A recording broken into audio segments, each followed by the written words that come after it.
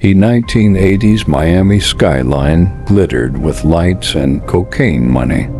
Every nightclub pulsed with music, every luxury car that roared down Ocean Drive carried the scent of drug dollars. At the center of this storm stood Pablo Escobar, the Colombian kingpin, who flooded America with cocaine. But moving mountains of cocaine was only half the battle. Escobar needed a way to wash billions of dirty dollars into clean, respectable wealth. Banks in Florida became silent partners.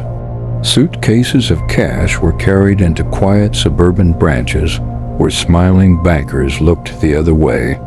Real estate boomed as Escobar's money bought mansions, marinas, and skyscrapers that reshaped Miami's skyline.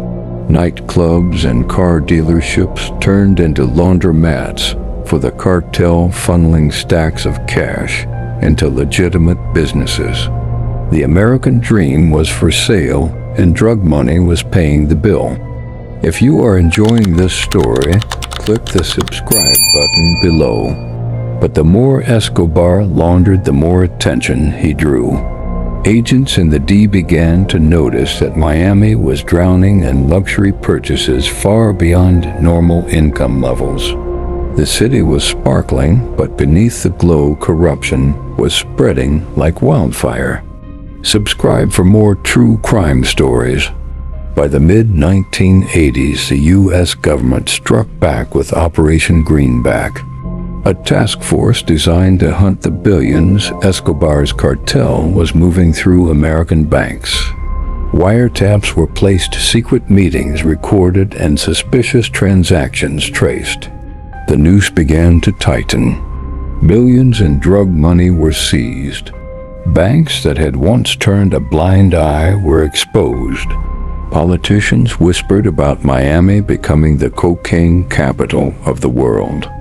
Escobar's clean empire was no longer invisible.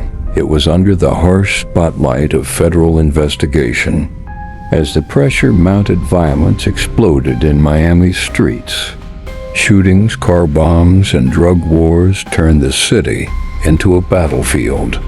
The laundering machine began to collapse under its own weight. Real estate fronts were seized, shell companies exposed, and trusted bankers arrested. Escobar himself retreated to Colombia, where his war with the Colombian government would define his final years.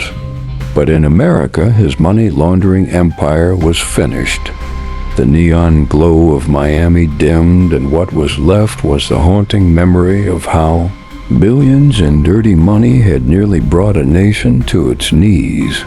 Subscribe to our YouTube channel for more interesting true crime stories.